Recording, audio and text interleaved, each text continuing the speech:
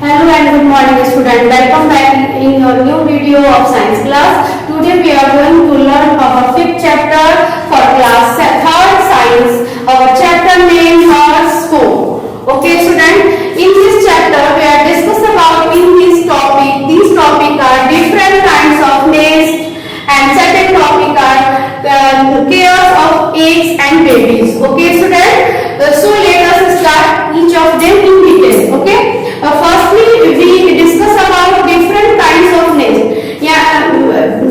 Different kinds of nest यानी कितने प्रकार के घोंसले होते हैं, इसको जानने से पहले first of all we know that birds घोंसला क्यों बनाती है. नेस्ट मींस घोंसला होता है, तो बर्ड्स को होम की जरूरत क्यों होती है. बर्ड्स अपने एग्स को सेफ जगह पे रखने के लिए, अपने बच्चों को उसमें से हैच आउट करने के लिए और बच्चों को बेबीज को पालने के लिए उसे घोंसले की जरूरत होती है. उसके लिए वो एक सेफ प्लेस खोजती है, एक ऐसा जगह खोजती है जहां पे वो घोंसला बना सके और वहां अपने अंडे को वो ले कर सके, यानी उसको पाल सके, अपने अंडे पे बैठ सके या उसकी देख रेख कर सके. So first of all we discuss birds home. A nest is home of a bird. Bird build nest to lay their eggs. They choose safe place of the nest. The eggs and young birds have to be protected from bad weather, enemies, snake, cats, birds, birds of prey. Birds of prey का मतलब शिकारी पक्षी. prey का मतलब होता है शिकारी पक्षी. वो पक्षी जो दूसरे पक्षियों के eggs को खा जाता है, उसको शिकारी पक्षी कहते हैं. तो उसे अपने घोंसले की जरूरत क्यों होती है. बैड वेदर यानी खराब मौसम से अपने अंडे को बचाने के लिए, कैट यानी बिल्ली से, या फिर स्नेक यानी सांप भी कई बार बर्ड्स के अंडों को खा जाते हैं, तो सांप से अपने अंडों को बचाने के लिए, खराब मौसम से बचाने के लिए, अदर एनिमीज से बचाने के लिए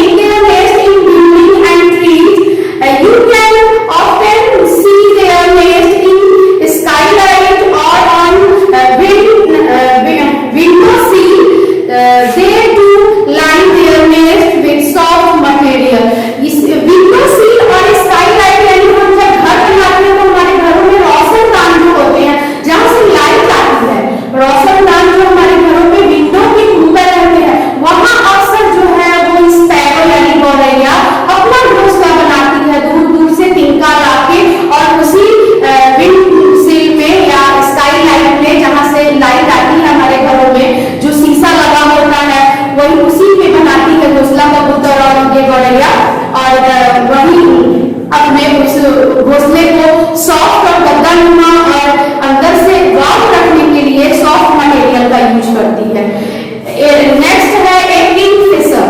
किंगफिशर लिव नियर वाटर। आपको पता है कि किंगफिशर नदी समुद्र के पास पाया जाता है, पानी के पास पाया जाता है। इट ग्रो एक hole on a river bank to lay its egg. यानी जब ये नदी के पास किनारे पे जहां पानी होता है वहीं ये रहता है, तो उसी किनारे पे रिवर बैंक के पास वो एक होल करके और उसी में अपने अंडों को पालता है और अंडों को रखता है।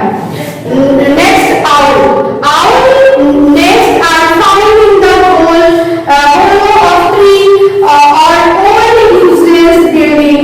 They use leaves, grass and feather to line the nest. Owl जो होती है पुराने घर को बसती है, पुराने जो खंडहर सा बंगला सा जो होता है जिसमें लोग नहीं रहते हैं बहुत दिनों से बंद घर, या फिर किसी पेड़ के अंदर जो अपने आप होल रहता है उसमें अपना घोंसला बनाती है और उसमें अपने बच्चों को, अपने अंडों को रखती है और उनका केयर करके बेबीज आने तक केयर करती है। नेक्स्ट है cuckoo. Cuckoo is lazy bird. It does not bother to make nest. It find a crow nest and lay eggs in it. The poor mother crow hatch them as her own. यानी कि कुकू जो है, जैसा कि इसका नाम है कुकू, और जितनी खूबसूरत ये कोयल होती है आवाज से, उतनी ही धूर्त और चालाक और चतुर होती है। ये बहुत ही लेजी बर्ड होती है बच्चों। स्टूडेंट, कुकू जो है वो बहुत लेजी बर्ड होती है। ये कुछ काम नहीं करना चाहती है, वो अपने लिए घोंसला भी नहीं बनाती है और अपने अंडों को, अपने एग्स को दूसरे बर्ड्स के घोंसले में ले जाके अपने अंडे को रखाती है। और जो पुअर मदर यानी दूसरे जो बर्ड्स होते हैं लाइक क्रो या और भी जो उसके एग्स के बराबर वाले जो बर्ड्स होते हैं, ज्यादातर ये अपने अंडों को क्रो के ही नेस्ट में रख आती है, यानी कौवे के घोंसले में अपने अंडे को चुपचाप रख आती है और कौवा उसको अपने अंडे समझ के चुपचाप पालता रहता है और बेबीज के बड़े होने तक उसको उसका परवरिश करता है। तो ये अपने नाम से ज्यादा ये चालाक बर्ड है और ये बहुत ही, इसको पैरासाइटिस बर्ड भी कहा जाता है। पैरासिटिज्म इसका नाम जो है, यानी ये इतनी लेजी है कि अपने बच्चों को पाल नहीं पाती है और जब ये दूसरे बर्ड्स के घोंसले में अपने बच्चे को रखती है तो इसको पता है कि क्रो जो है वो अपने अंडों को बीन के रखा है, तो ये अगर क्रो के घोंसले में अपने एक अंडे रखती है या 2 अंडे रखती है तो क्रो के 2 अंडों को निकाल के पानी में फेंक देती है, ताकि क्रो को ऐसा फील ना हो कि ये दूसरे का अंडा है और उसका अंडा और उसके अंडे दोनों एक साइड के रहते हैं, इसीलिए क्रो इनको पालता रहता है। तो इसीलिए ये सारे मदर्स में सबसे बैड मदर साबित होती है और ये अपने बच्चों को ना पालती है, ना नेस्ट बनाती है, ना खिलाती है। Next topic, care of eggs and babies. For the eggs to hatch and the babies to come out they have to be keeped warm. This is done by bird by steam on the eggs. This is called incubation। यानी जब अंडों पे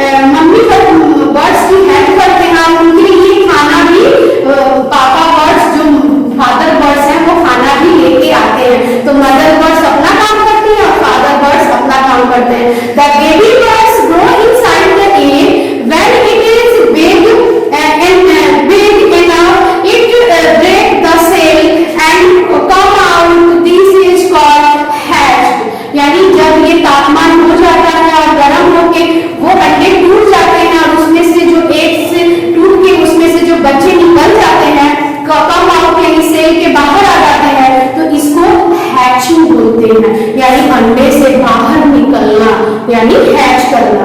वो बच्चे बाहर आ जाते हैं। Baby bird are very weak, वो बहुत, जो बच्चा निकलता है बहुत वीक होते हैं, उनके आईज भी चिपके रहते हैं, रेड कलर के उनके मसल्स जो है वो दिखते रहते हैं। The mother birds brings food in its mouth and feed the young babies. When the babies grow bigger and stronger, the parents birds teach their young one how to fly and find food for themselves.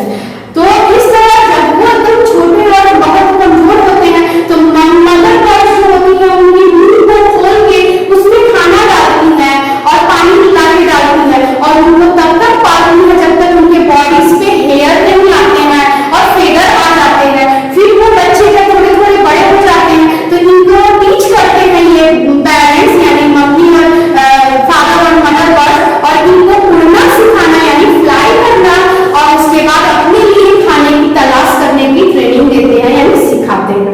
Once the babies are grown up, the bird's family on longer leave the nest.